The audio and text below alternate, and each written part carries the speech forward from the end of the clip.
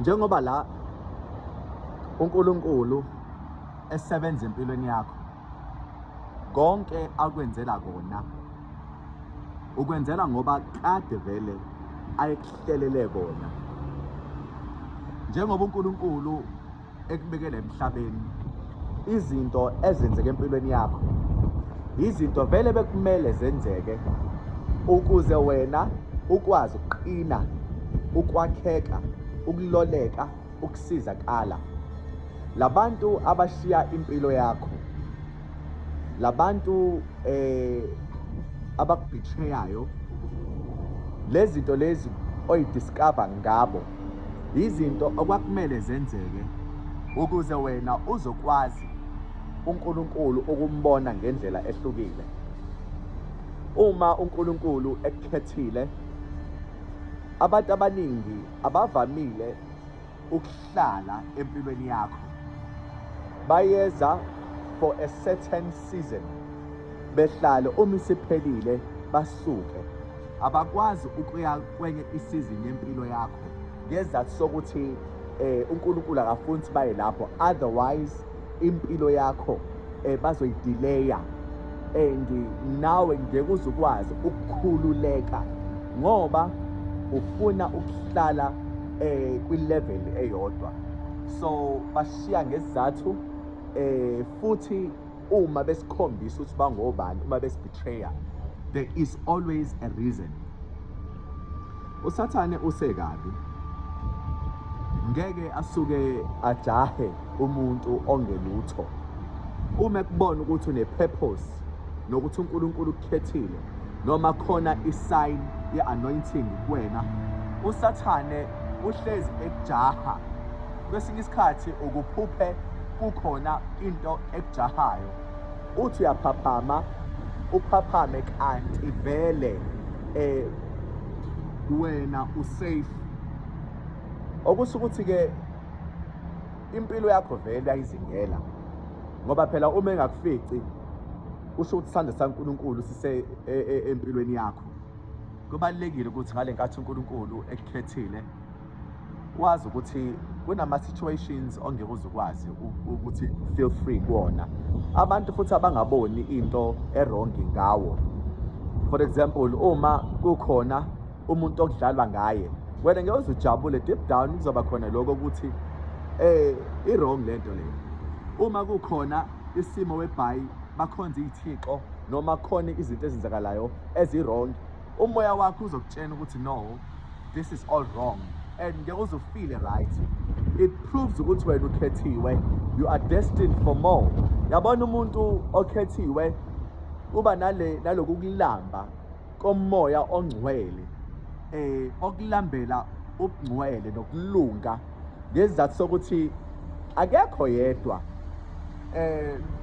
Ukuprove ukuthi lo muntu akekho yedwa, uma elala uyaphupha, and amaphupho akhe akona amaphupho nje la kuthiwa wenyongo, amaphupho axoxa indaba whereby uNkulunkulu ekhuluma nenhliziyo yakhe ukuze lo muntu ezovuka eneshosho ukuthi ngempela lento le izokwenzeka empilweni yakhe. Let us look at uJosefa.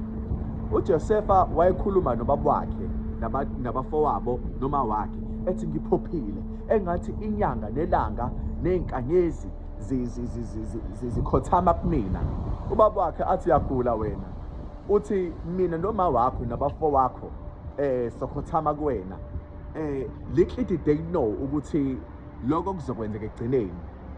Noma ngabe uSathane wazama ukuzingela i-lights kaJakobe, wazama ukumfaka ejele, kodwa ngoba uNkulunkulu knew ukuthi lento ayishilo ngoJoseph izokwenzeka, ngempela uNkulunkulu wamkhipha. Sekufuna ngempela umuntu okwaziyo ukuchaza amaphupho. Kwatholakala ukuthi le gift le i-intimate noNkulunkulu uJosefa anayo, akulandwe yena. Sometimes as much as uSathane ngazingela emhlabeni asiphilise kabuhlungu, abantu bayazi ukuthi kodwa mesiya kusibanibani uyaprofetha, usibanibani uyakhuleka, usibanibani uyashumayela, usibanibani uyafundisa, usibanibani unayo igift yokuqoqa abantu. konke lokho bakubona abantu, and umuntu ungamkhuluma kabi, umbhixe ngobende, wone ubiyena, kodwa okusalayo izenzo zakhe ezinhle ngeke uzokwazi ukuyithatha. NakuJesu babethi uma simyeka lo, abantu bonke bazokholwa uye.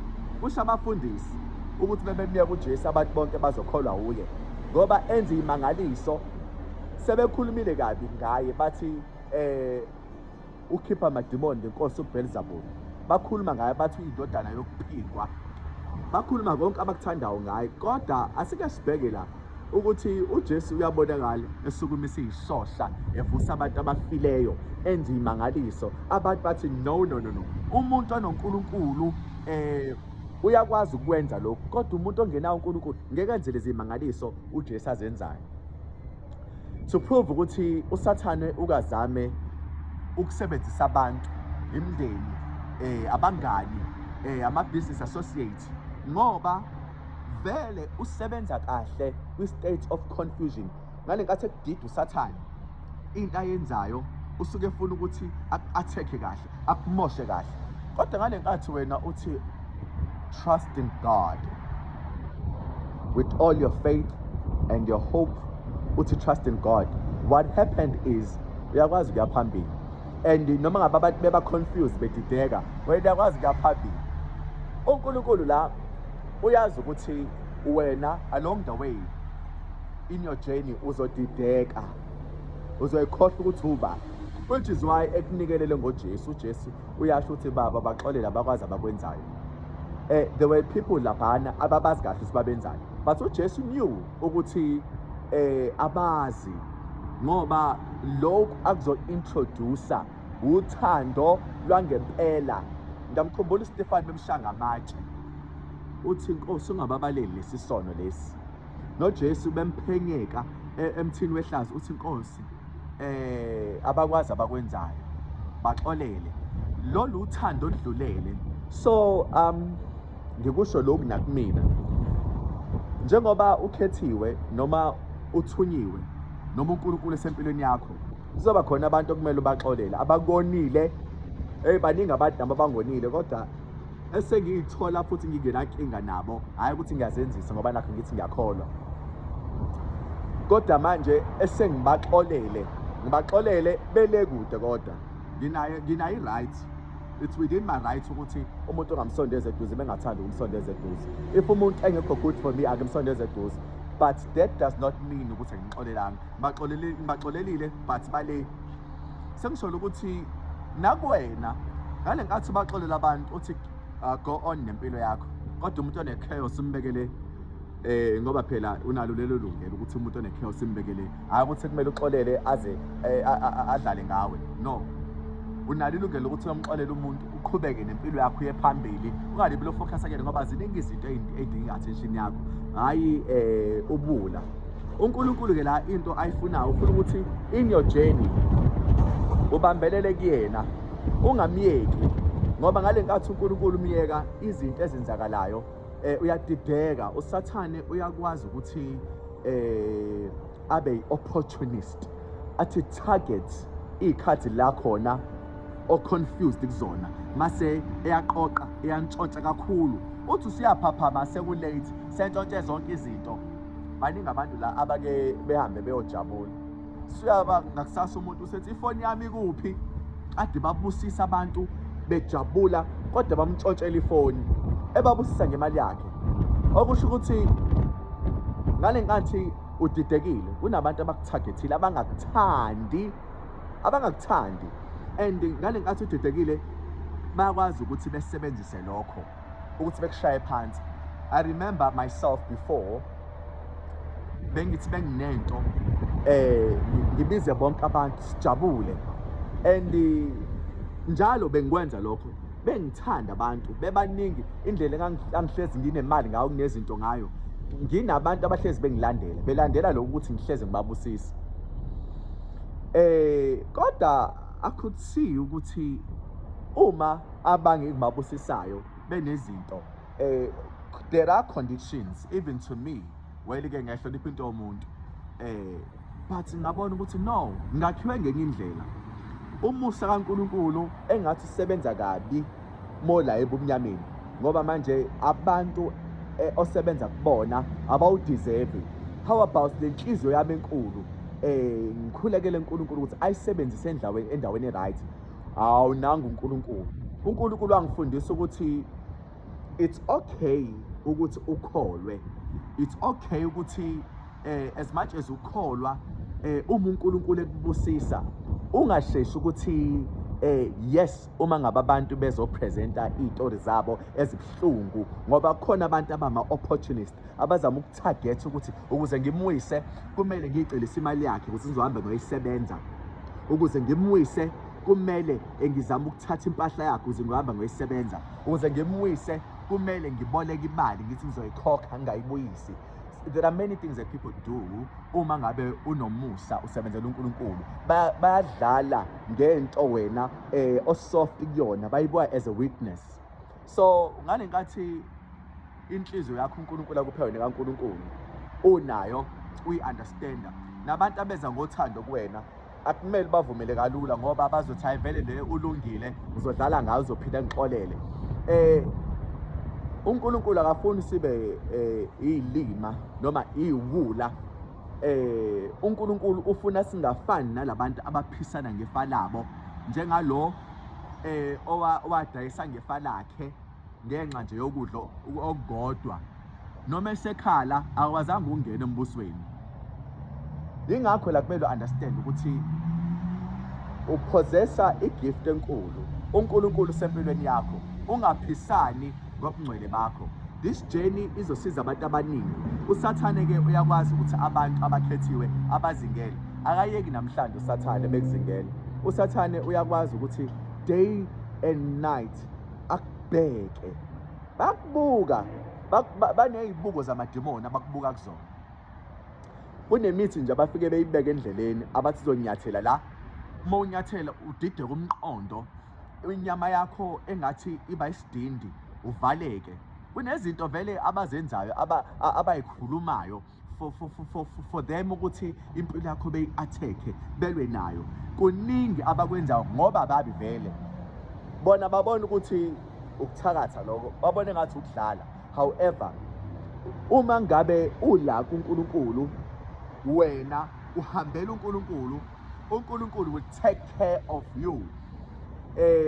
Ngiyambonga uNkulunkulu ngoba umuthi angiwazi, angifoqamba amanga.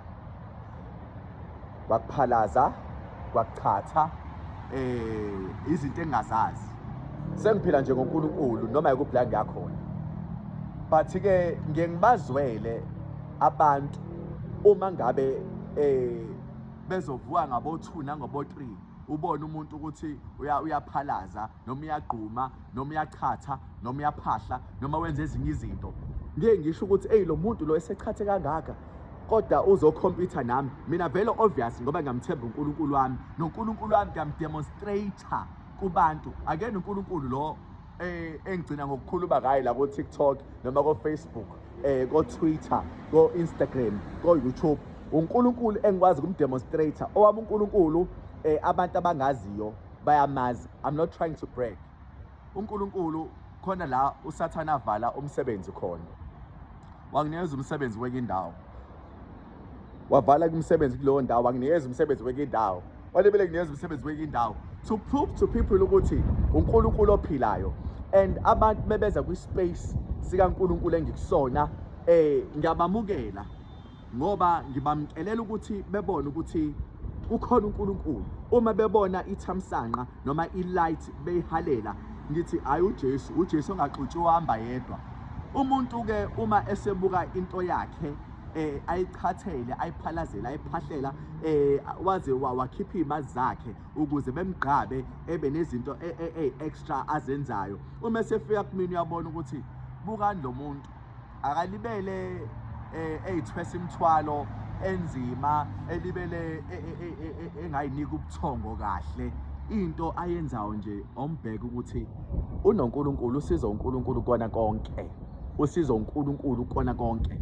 Ngempela futhi abone mehleli la ukuthi le light le ayikho into engiyenzayo light yomusa ngoba ngithembeke kuNkulunkulu noma ngithembele kuNkulunkulu noma efike endlini afike adle asuthe kodwa ukudla kwethu ukubonga uNkulunkulu yena yedwa. Uma ebuza ukuthi ngenze njani ngimtshela ukuthi no uJesu nje kuphela akukho kunye. Lo muntu uzothi uJesu ohamba yedwa. Yebo uJesu ohamba yedwa awumedi abone umuntu uthi hayi umdlalo kodwa hamba athi hayi mfethu engathi ukukholwa kuyasiza. Cela ungifundise ukukholwa somzuzile ke leya muntu ke. Awudingi ukuthi uzwe istress ukuthi umzuze ngenkani mase kuyisikhathi umuntu uzoyizela yena. Baningi abantu abake bekhulume nami noma ngeke ngikhulume kubona kodwa ngiqanga nje ngokuvumisa umuntu uthi yamamkela uJesu thabe inkosi nomsindisi because ngiyazi ukuthi uNkulunkulu leyo nkonzo uyayifaka kumuntu ubone ngomuntu ekulandela. Ungilandelelani? Nami mfethu ngiyafisa ukukholwa noma ngangikholwa base lokukholwa kwakho ngiyakuthanda. Lo muntu ke sekumele umbhabhadise umamkelise uJesu. Soqedile ngoba lisho njalo izwi encwadini yaMateyu 7 uverse 28. Matthew 28 verse 19. I'm sorry, Matthew 28 verse 19. Hambani nenze izizwe zonke abafundi babhabhadise egameni likaYise elendodana nelikaMoya oyingcwele. Libafundise ukugcina konke enginiyale ngakho. Bhekani nginani kuze kube sekupheleni kwezwe. Umfundise umuntu masefundile umbhabhadise soqedile uyaqhubeka futhi awusho ukuthi hambe esontweni lami ngoba uphendulwe yimina. Wena ngoba utshaliwe omunye uzonisela uNkulunkulu yena omkhulu ozokhulisa. Soqedile ungalibelwe ixaka ukuthi ngoba nje ngimfundisile uzoshona abheke kuphi abantu abankulunkulu. Awakho amathuna ahambayo labantu uNkulunkulu alo ndawo uzobasebenza. Uma ngabe abantu ufuna basatha ngenkani uma bebhabhadiswa wena bafundiswa wena unenkinga ngawo khona inkinga ekhona kuwena ukuthi ube nomona ngabantu abantu abankulunkulu egameni likaJesu. Amen.